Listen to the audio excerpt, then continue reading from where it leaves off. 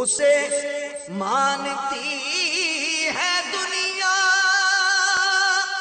اسے ڈھونڈتی ہے منزل، رہے عشق مصطفیٰ پہ جو غلام چل رہا ہے۔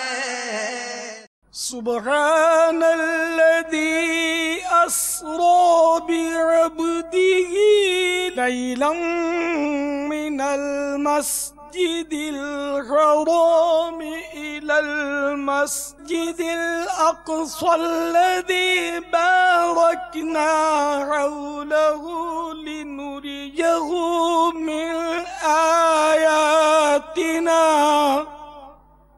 إنه هو السميع البصير۔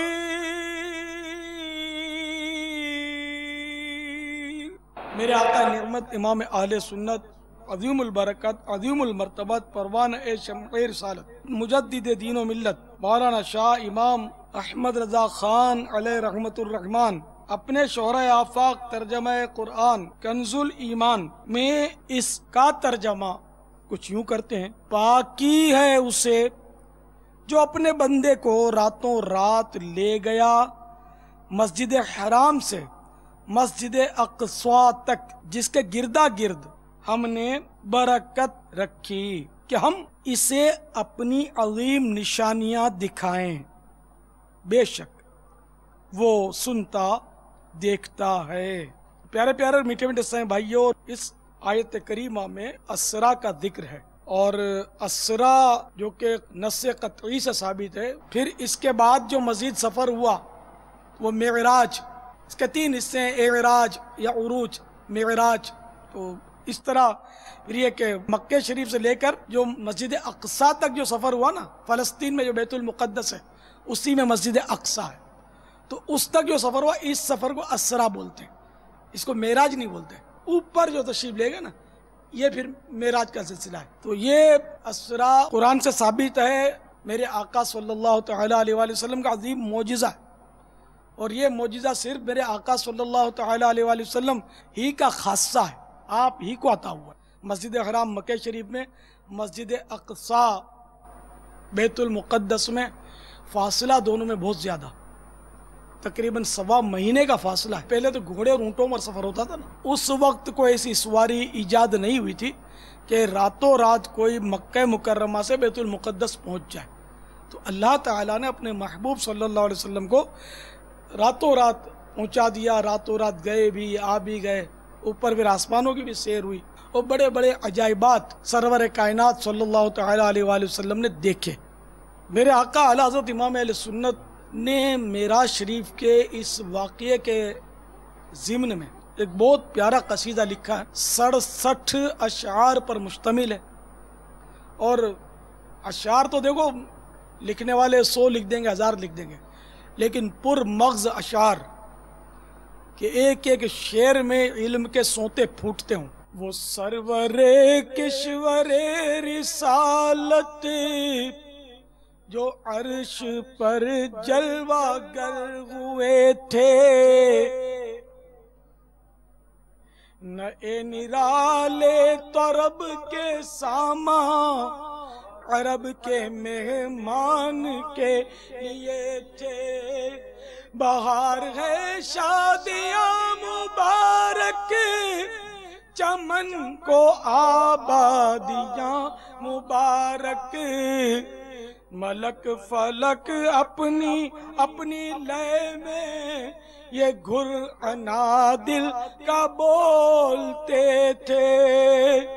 تو میرے آقا صلی اللہ تعالیٰ علیہ وآلہ وسلم نے قلیل وقت میں سفر کیا کہ یوں کہیے کہ دنیا کا نظام گویا رک گیا تھا، اور آپ نے اتنا طویل سفر فرمایا، یہ اللہ تعالیٰ نے اپنی قدرت سے کروایا۔ جو وضو کیا تھا اس کا پانی بہ رہا تھا، جب پلٹ کر تشریف لے آئے، بسترا بھی ابھی گرم تھا، جیسے آدمی اٹھتا ہے تو تھوڑا تھوڑا گرمائش ہوتی ہے بستر میں، دروازے کی کنڈی بھی ہل رہی تھی۔ اتنے قلیل وقت میں میرے آقا صلی اللہ تعالیٰ علیہ وآلہ وسلم نے یہ سفر کیا، جس کا اظہار میرے آقا اعلی حضرت نے قصیدہ معراجیہ میں کیا. خدا کی قدرت سے چاند حق کے کروڑوں منزل میں جلوہ کر کے ابھی نہ تاروں کی چھاؤں بدلی کہ نور کے تڑکے عالیے تھے.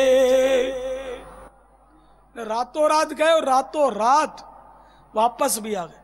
اس کو کسی نے بڑے آسان شعر میں نظم کیا ہے. ہر مراد دلی حق سے ملتی رہی واپس آئے کلی دل کی کھلتی رہی بسترا گرم زنجیر ہلتی رہی اس کا ایک معجزہ آج کی رات ہے.